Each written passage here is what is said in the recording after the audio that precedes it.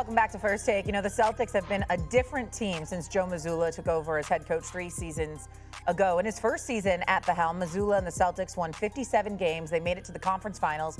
Boston lost to the Heat in a wild 7-game series where they came back from down 3 games to none. Then Boston won 64 games in the following season, 14 more games than the next closest Eastern Conference team, on their way to their 18th NBA title when they beat the Mavericks in 5 games. All signs pointed to a repeat as the Celtics recorded another 60-win season before superstar Jayson Tatum ruptured his Achilles in Game 4 of the Eastern Conference semifinals against the Knicks. Boston went on to lose the series in 6 games, and guess who we have here? We now welcome in Boston Celtics superstar Jayson Tatum here on behalf of Vertex. Thanks so much for being with us, Jayson. Thanks for having me. I just mentioned the injury. Sorry to bring it up. I'm sure you didn't love watching the video, but nonetheless, how are you feeling? How's the rehab going? It's going all right. It's been a long journey. Believe it or not, today is 19 weeks. Every Tuesday is a week. It's been a long journey, some ups and downs, but I'm getting there. When you say it's been ups and downs, talk about that for a second. Obviously being injured, but what's the hard part? Is it just going through it, trying to rehab, or is it knowing that in all likelihood you're going to miss the entire upcoming season? It's tough to pinpoint like what is the toughest part. It's phases. I think the first phase is accepting that this happened. I was in disbelief, for about 2 weeks. Right. And the other tough part was, ever since I was a kid, I could always envision myself getting drafted, winning the championship, having my own shoe, cover 2K, all the things. This was the first time it was hard. I couldn't envision. Like, I'm sitting there at my mom's house with my foot elevated, and it's like, it was hard to envision playing basketball. It was hard to envision walking up steps, and I think that was kind of like defeating in that moment. So it's things like that that, there were some low moments throughout this journey. But I'm sure as you inch closer and closer to recovery, maybe things become a little bit clearer, right? And as Stephen A. said, you're likely going to miss all of next season. So how are you staying connected with your team, with your teammates? Like you said, it's been a lot, and it's been a great support system and reasons why that, I've gotten to this point. I think obviously a big reason why I'm here is to announce my partnership with Vertex Pharmaceuticals. There was a period of 4 weeks where, you introduce 50% weight bearing, and I'm on crutches. So I have surgery, and I haven't put any weight on this side for a month. So talking to the doctor, he's like, you're going to experience some discomfort and some pain.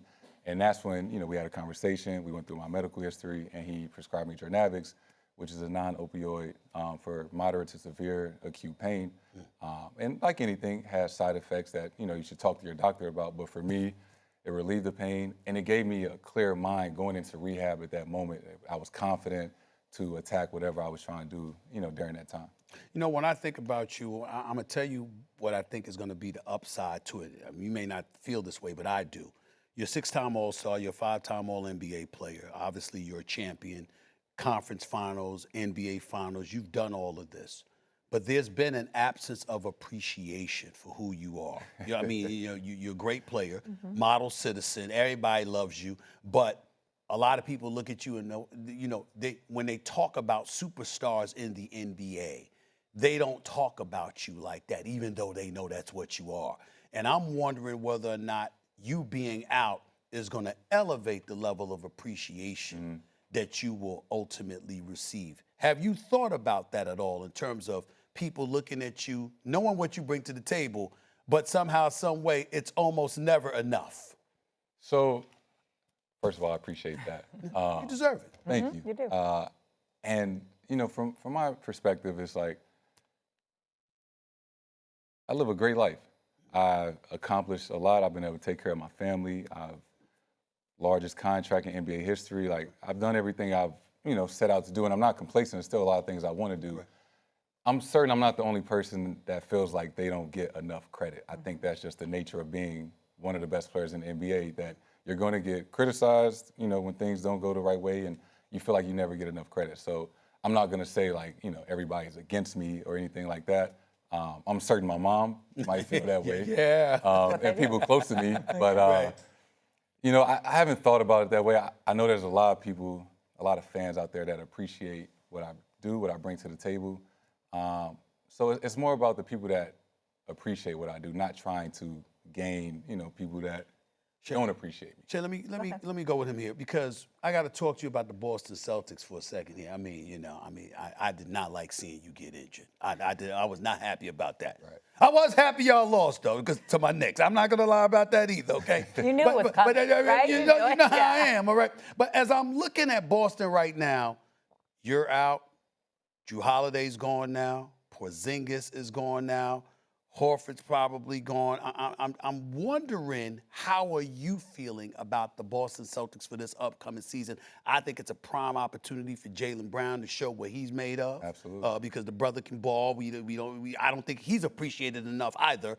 But what are your thoughts about the Boston Celtics, considering the myriad of changes that have taken place? Well, for one, this is like maybe the third time. I haven't said I'm not playing this season. Oh. Okay.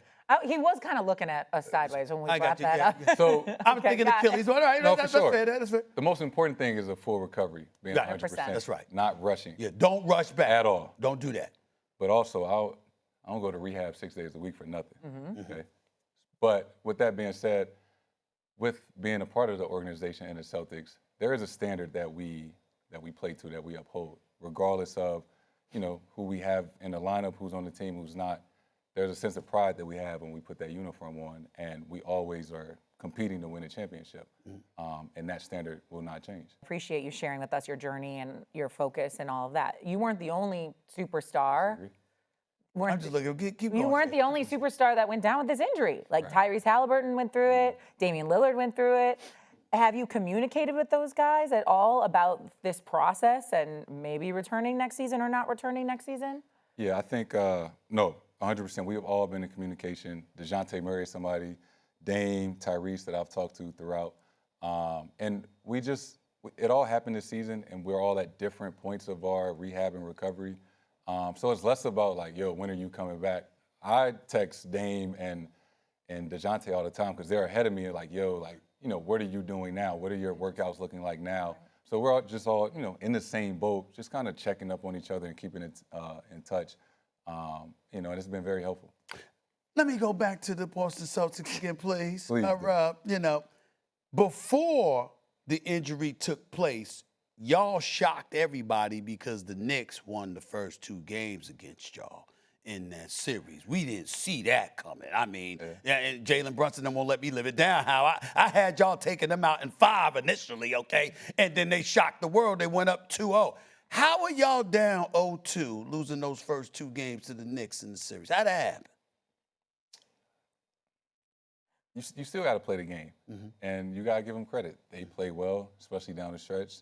Jaylen made some incredible plays. Mikal Bridges had some incredible plays on defense. And we didn't play well enough to win, right? You have to give the other team credit. We played well enough to win Game 3. And Game 4, right? It was a back and forth game. It was a really good game. I think I got hurt. We might have been down 7 or 8. And I've played this in my head 1,000 times. What happens if I never got hurt? And I've wrestled with that. We go home and they won Game 5.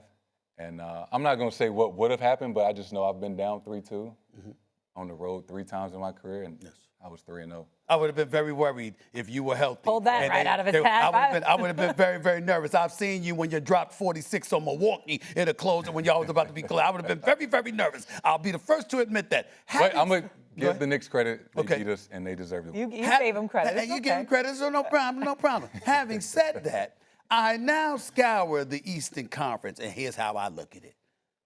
I hope you come back. I don't want you to come back until you're 100% healthy. Absolutely. Get 100% healthy, man.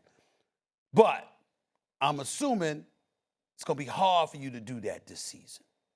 So I'm looking at Boston without you. I'm looking at Milwaukee without Dame. I'm looking at Indiana without Haliburton. And now you moved Miles Turner. Yep. I see Orlando and they got Bane. I got that part. I can't ignore Detroit and Cleveland. Yeah. But I see this as a prime opportunity for the New York Knicks to take advantage of this opening here. It ain't our fault, you got injuries. It's a prime opportunity. That's part of the game. How are you looking at the Eastern Conference? What do you see when you look at your Boston Celtics and what they're going to have to go up against this season? So this would be going into my 9th year. I think everybody at the start of the season usually is feeling good about their team. It's a fresh start. It's a reset. Everybody's 0-0. New faces and new places. It's hard to say, like, who's going to be what. Like, the games still have to be played. We have to see who works well with each other, who doesn't, who stays healthy and all the things.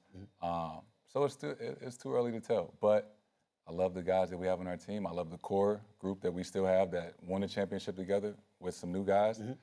We still got the best coach in the NBA. I like Mazzulla, no doubt about it. He's a champion. We can't take anything away from him. But what are your expectations, bless you? What are your expectations of what Jaylen is going to do this year without you? I think you look at any guy in a role, right? And then it usually happens throughout the season. Some nights that guys are out, guys are expected or have more of an opportunity. With myself and Al and KP and Drew, we lost a couple guys, right, that were key to our offense, our team as a whole. So I expect JB to have a bigger role. I expect Derek White to have a bigger role. Sam Hauser and Peyton and Baylor and all those guys. Nemi, who's going to be probably starting center for us. I'm excited because I've seen those guys this summer work their tail off, understanding the role that they're going to be put in, at least to start the season. And I have the utmost faith in all those guys. Can I ask a question about your head coach, Joe Mazzulla? Because I feel like he does, like when he approaches the media, he has this kind of stance about him that I am certain is different than how he is in the locker room with you. What kind of coach is he? What is your relationship like with him? Unbelievable coach. One of the best humans I've been around. I love Joe to death. And I think part of being a coach, right, you have to understand the game, X's and O's, manage the in-game adjustments, and he's great at that. And our staff is great at that. What Joe excels is he really cares about his players. And he lets you know that every single day. And that takes time and that takes trust, and over time you have to earn that. And Joe has done that with everybody in the organization. That he really cares about us as a person, basketball aside. Yeah. He's a real one. He lets you know where he stands. Yes. If he doesn't want to let you know, he tells you he doesn't want to let you know. I love it. I wish more coaches had that kind of personality. Personally, I don't mind him at all. But I got to ask this, and I don't know if anybody's ever asked you about this, because when I think about you, when you were drafted 3rd overall. For a lot of folks out there who don't remember, the Boston Celtics had the 3rd pick, okay? Now, they had that. They made a deal with Philadelphia. Philadelphia could have had Jayson Tatum. Oh, no, don't and rub salt in the instead, wound they there. passed up on him. He got hoodwinked. Colangelo got hoodwinked by Danny Ainge. Boston moved down, and they led them to believe they had no intention of taking Jayson Tatum, when in fact they had every intention of taking Jayson Tatum. And everybody was thinking, yeah, that's who you take. But Markelle Fultz ended up with the #1 pick, so that was one mistake. And number 2, the great Irvin Magic Johnson is the only argument we ever got into to this day. That draft was when he drafted Lonzo Ball. And I was like, you draft Jayson Tatum. And if you're not going to draft Jayson Tatum, you draft De'Aaron Fox, because De'Aaron Fox gave it to him in the NCAA tournament, and he's going to be better on the pro level, even though I like Lonzo Ball. When you reflect on when you were drafted, I know you're happy to be in Boston, clearly you are. Yeah. But did you ever think about the fact that you could have been a Laker, you could have been a Philadelphia 76ers, and you look at those organizations and you say, you need to pay for passing on me? Do you ever think about that at all? I would say earlier in my career. Okay. Kobe Bryant's my favorite player. The Lakers were my favorite team growing up. You get so close to accomplishing your dream of being drafted, and you see the Lakers have the 2nd pick, and you're like, I might, go to the Lakers. It's my favorite team. Right. So that hurt a little bit. Just, feeling like there was no consideration that they wanted to draft me. Not necessarily like I wanted to play for Philly. Right. I wanted to be the #1 pick. I felt like I was the best player. So, yeah, I was upset a little bit at first. And not a grudge holder. That's not what he is. I'm just wondering how you feel when you go against those 2 franchises, like to remind everybody, you could have had me. I mean, this is what you're missing out on. That's all I was asking. I played Philly 3 times in the playoffs. Yes. We won every time. I was just going to say, he knows the record. I'm fully aware. But like you said, everything worked out, and I'm glad I'm on the Celtics. Real quick, keep the shoes. Jordan Tatum 4s. Okay. Dropping next month. Or October Cardinals 10th. colors. All right. What size shoe you wear? What size shoe do you wear? Thank you. How you going to say you, but to turn away from me like that? A woman's 9, please. Thank you. I'll make sure I got you. 13, man. Yeah. That team. I got some black and green ones coming. All right. Jason, Oh, we you gonna appreciate do you. that? Thanks for hanging You gonna out do with us. that? Yeah, we get you. Oh. This is a great day. Wanna try to bust up what I look like. Think I'm going party where I pull up long range. Jimmy with the heat, I'm on fire. It's NBA over here,